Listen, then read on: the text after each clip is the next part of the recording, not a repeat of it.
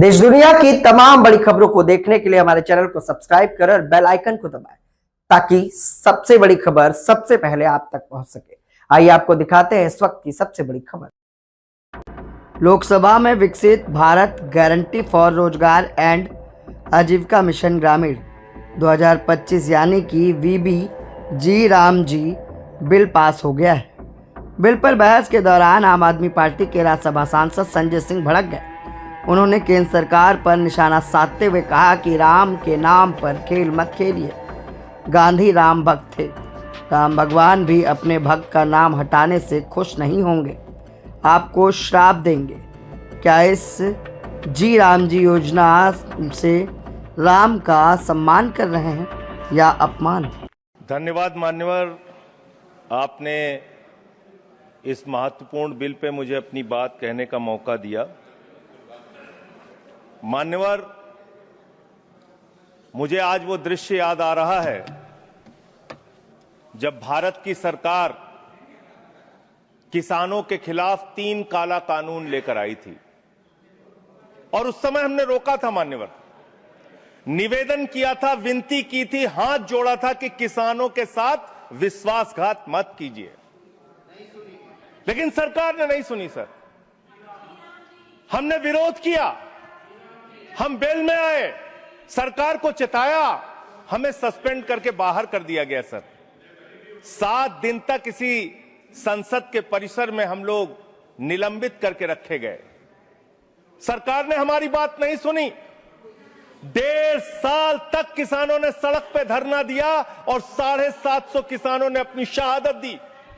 संजय जी, उसके बाद बिल पर बोलिए। वो उसी पे बोल रहे हैं सर, इसी पे बोल रहे हैं, इसी पे बोल रहे हैं। किसानों पे बोलिए। इस देश का किसान बोलिए, इस देश का मजदूर, इस देश का अन्नदाता। सर, आपका चेहरा आ रहा है, मेरा भाषण मेरा चल रहा है, चेहरा आपका आ रहा है। आपका इस देश का किसान आपका आ रहा है, आपका आता है। इस देश का मजदूर, इस देश के करोड़ों लोग सड़कों पर उतरे, उनको खालिस्तानी कहा गया, पाकिस्तानी कहा गया, गोलियां चलाई गई, लाठियां चलाई गई, बड़े बड़े कील गाड़ दिए गए सड़कों पे। और 1.5 साल के बाद प्रधानमंत्री जी एक दिन प्रकट होते हैं, कहते हैं मेरी तपस्या में कमी हो गई, हम कानून वापस ले रहे हैं। आज मैं आपसे कहना चाहता हूं मान्यवर, यह ऐतिहासिक भूल आप करने जा रहे हैं, ये गुनाह और पाप आप दोबारा करने जा रहे हैं। और इस काले कानून को पास करने के बाद इस देश का मजदूर सड़कों पे उतरेगा, इस देश का किसान सड़कों पे उतरेगा, इस देश का आम आदमी सड़कों पे उतरेगा, जिसके पेट और पीठ दोनों पे आप छुरा मारने का काम कर रहे हैं। ये मैं कहना चाहता हूं मान्यवर।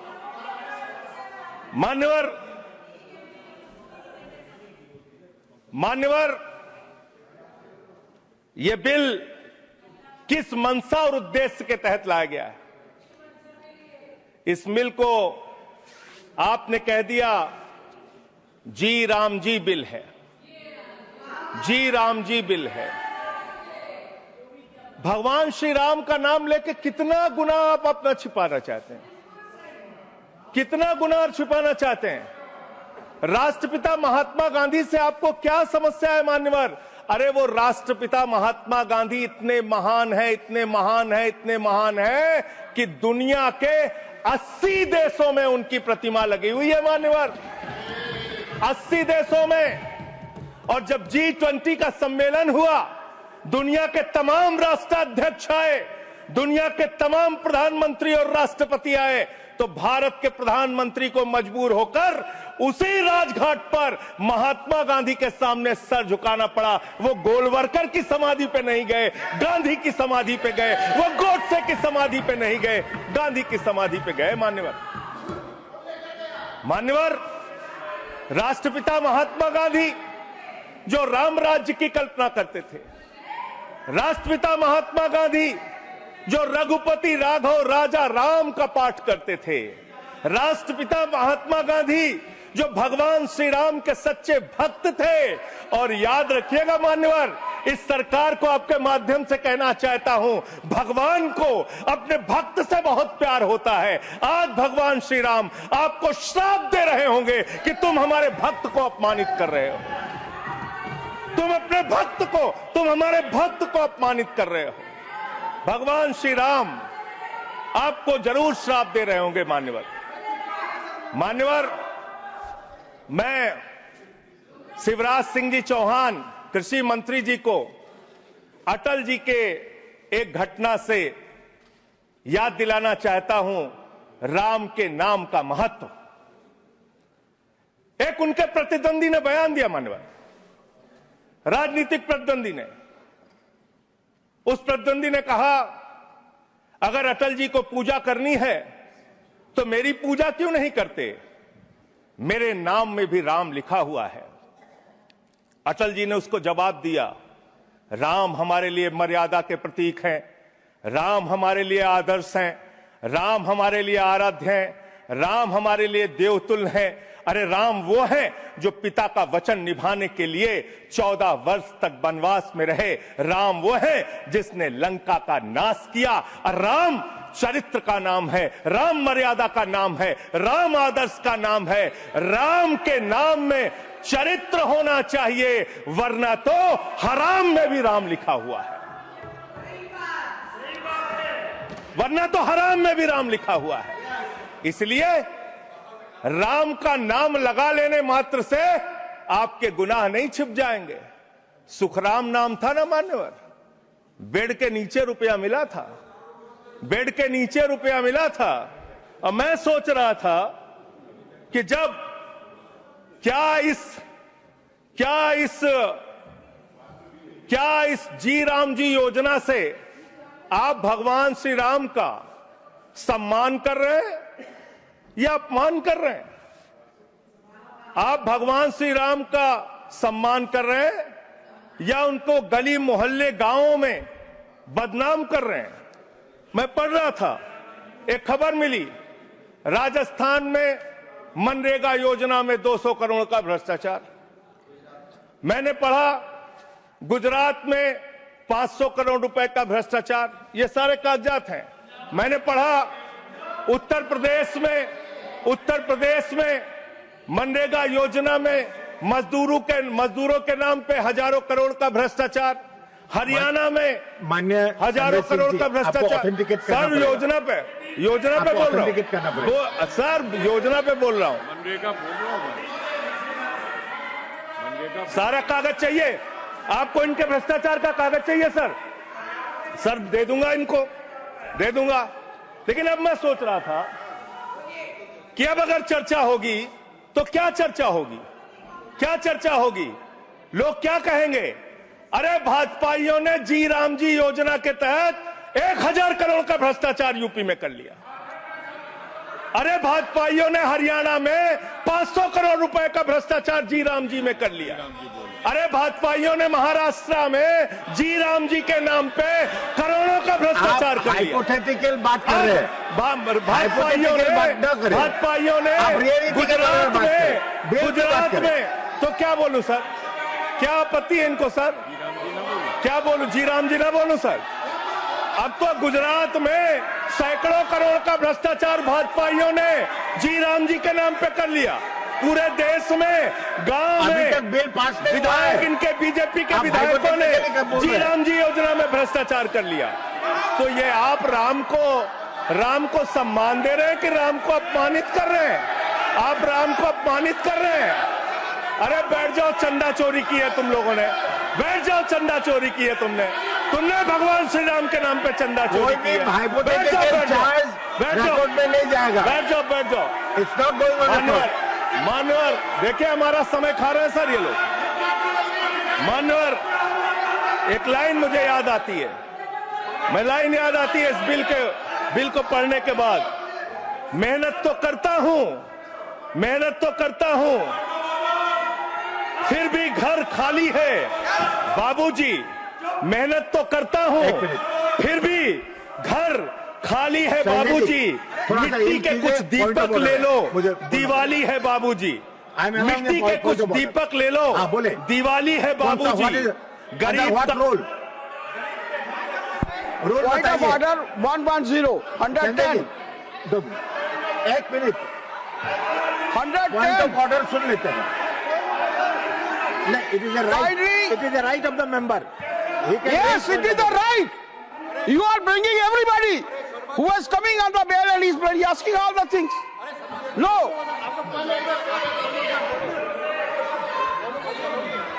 आप अंडर व्हाट रूल, अगर बिल के साथ या बिल से रिलेटेड नहीं है वो रिकॉर्ड में नहीं जाएगा। तब मैं बताइए। यही कहना चाहता हूं, kindly refer the scope of the आपको help नहीं debate. किया। वो He is point of crossing, order है।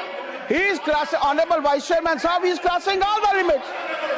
There is no mention, either he should speak against the bill or in favor of the अभी bill. पहले उनको तो दे। मान्यवर बैठिए, either he should speak in favor of the bill or he should speak against the bill. He is not speaking against the bill, he is speaking against the Ram. How you can expect that we will agree to it? Rule बताइए, role.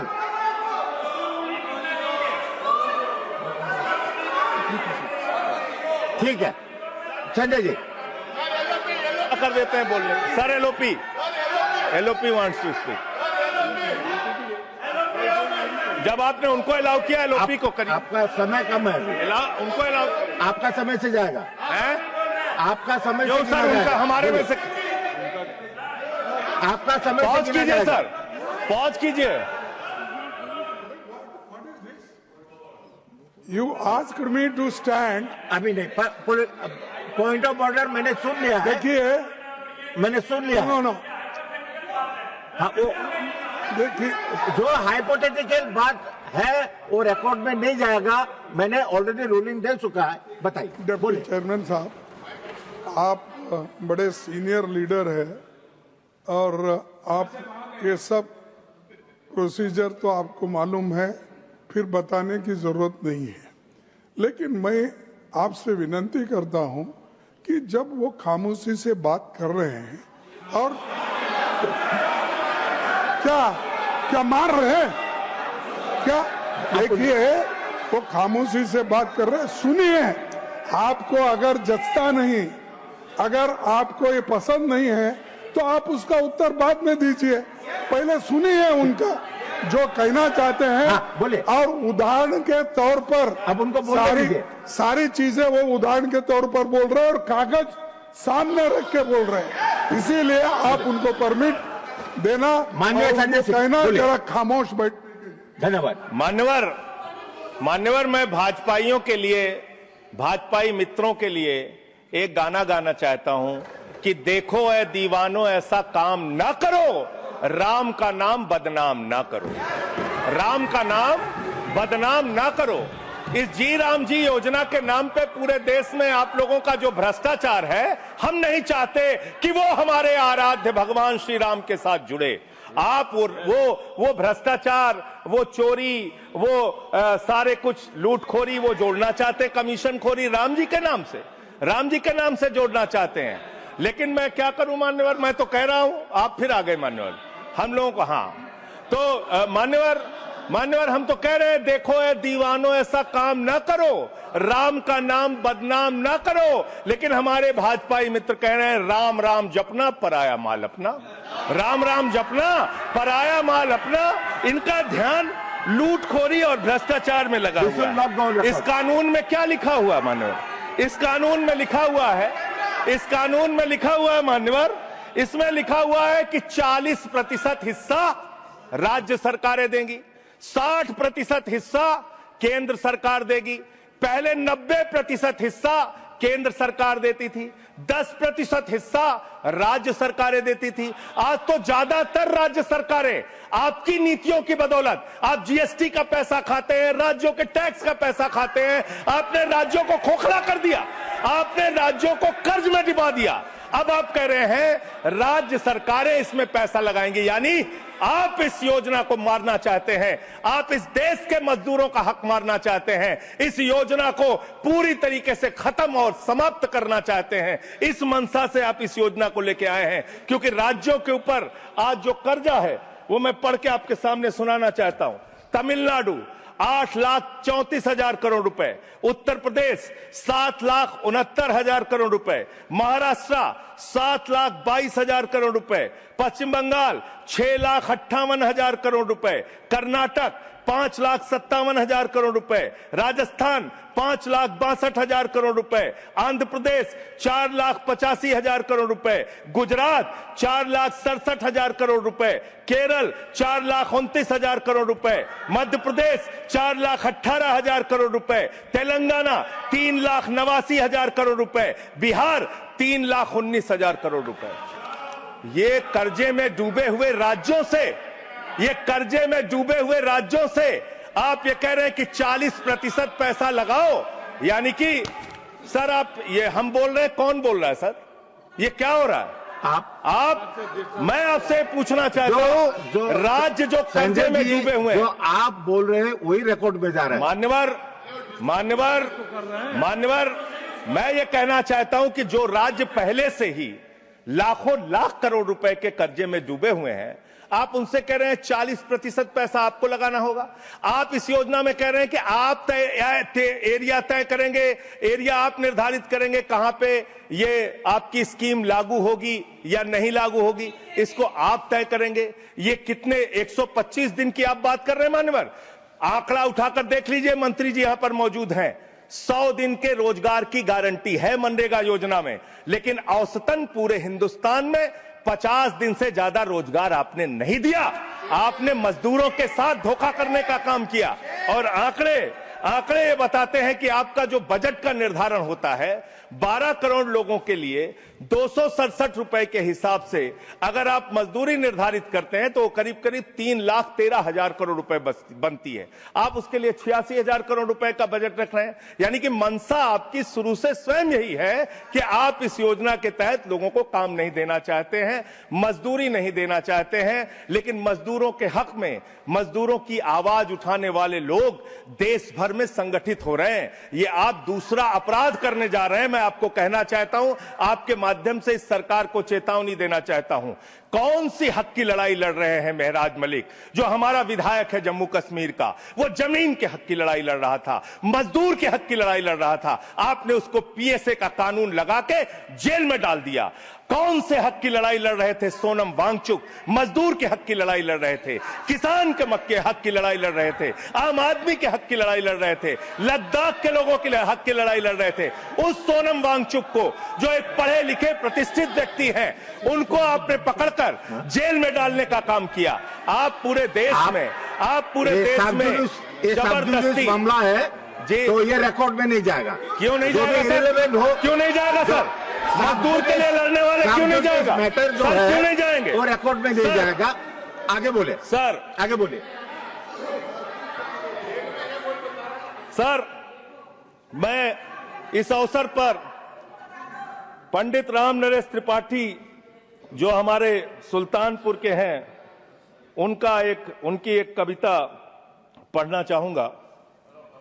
ना मंदिर में, ना मस्जिद में, ना गिरजे के आसपास में, ना पर्वत पर, ना नदियों में, ना घर बैठे, ना प्रयास में, ना कुंजों में, ना उपवन में, शांति भवन या सुख निवास में, ना गाने में, ना बाने में, ना आशा में, ना ही हास में, ना छंदों में, ना प्रबंध में, ना अलंकार, ना अनुप्रास में, खोज ले कोई राम मिलेगा दीन जनों की भूख प्यास में। खोज ले कोई राम मिलेगा दीन जनों की भूख प्यास में। आप दीन जनों को भूखा रख के, उनकी मजदूरी छीन के, उनके हाथ का काम छीन के, उनका रोजगार छीन के, आप चाहते हैं उनके पेट पे लात मार के, आप चाहते हैं कि आप सिर्फ इस योजना का नाम बदल देंगे, इस योजना का नाम बदल देंगे तो पूरे देश में आपका महिमा मंडन हो जाएगा। अब आपका ये नकली काम इस देश के अंदर चलने वाला नहीं है। पूरा देश आपकी सच्चाई जान चुका है। मान्यवर, पिछले दिनों मैंने पदयात्रा शुरू की थी अयोध्या से लेकर सरयू से संगम तक। अयोध्या में किसान आए हमारे पास, बहुत सारे किसानों ने आकर कहा किस तरीके से अयोध्या के अंदर किसानों की जमीनों का कब्जा किया जा रहा है प्रशासन के द्वारा, भारतीय जनता पार्टी की सरकार के द्वारा। वहां पर किसानों के ऊपर लाठियां चला के, गोलियां चला के, बुलडोज करके उनकी जमीनें औने पौने दामों में ली जा रही है। मान्यवर, औने पौने दामों में उनकी जमीनें ली जा रही हैं। और वो जमीनें मान्यवर वो जमीनें जो ली जा रही हैं किसानों से, वो जमीनें बड़े बड़े बिल्डर को बेची जा रही हैं, किसानों से 5 लाख रुपए बिस्वा जमीन ली गई अयोध्या में। अरे सुनो ध्यान से, किसानों से 5 लाख रुपए बिस्वा अयोध्या में जमीन ली गई और लोढ़ा ब्रदर्स ने उसी जमीन को प्लाटिंग करके 1 करोड़ 80 लाख रुपए में बेचा। आप धंधा कर रहे हैं, प्रभु श्री राम के नाम पे आप धंधा कर रहे हैं, अयोध्या के लोगों को लूटने का काम कर रहे हैं, अयोध्या के किसानों को लूटने का काम कर रहे हैं। इसीलिए अयोध्या के लोगों ने आपको हराया, इसीलिए अयोध्या के लोगों ने आपको हराया। और यही आपका चरित्र रहेगा तो पूरे देश में जनता आपको जवाब देगी, जनता आपको हराने का काम करेगी। ये मजदूरों का हक मारने का काम जो आप कर रहे हैं, इसको बंद कीजिए। मानवर, मैं अंतिम बात कहना चाहता हूं, मानवर बोले, जब ये मनरेगा योजना लाई गई तो इस बिल को अस्थायी समिति में भेजा गया था। आज जब आप नई योजना लेकर आ रहे हैं, इसको अस्थायी समिति में आपने क्यों नहीं भेजा? क्या आप छिपाना चाहते हैं? क्या आपकी मंशा है? ये आप बताइए। और अंत में इन्हीं लाइनों के साथ कि हम मेहनत कश इस दुनिया से जब अपना हिस्सा मांगेंगे, एक बाग नहीं, एक खेत नहीं, हम सारी दुनिया मांगेंगे। इस देश का मजदूर आपके खिलाफ खड़ा होगा, अपनी आवाज को बुलंद करेगा। इंकलाब जिंदाबाद, वंदे मातरम, जय श्री राम, जय श्री राम। कोई श्री राम का नाम नहीं लिया। क्या आप भी कर रहे हैं कुछ खास? क्या आप भी ला रहे हैं समाज में परिवर्तन? क्या आपने भी हासिल की है उपलब्धियां? तो हमारे ताजा तरीन शो पॉडकास्ट में आप बन सकते हैं गेस्ट और बता सकते हैं अपनी जीवन यात्रा। जनरल यूपी लाइव न्यूज लगातार पॉडकास्ट एपिसोड में उन खास शख्सियतों से आपको रूबरू करा रहा है जो समाज में परिवर्तन लाए हैं, जिन्होंने समाज में अपना एक अच्छा मुकाम बनाया है और लोगों के लिए मिसाल बने। क्या आप भी समाज में परिवर्तन ला पाए? क्या आपने भी अपने जीवन में कोई मुकाम हासिल किया है? तो ये शो इंतजार कर रहा है आपका। नीचे दिए गए नंबर पे संपर्क करें और हमारे पॉडकास्ट का हिस्सा बनें।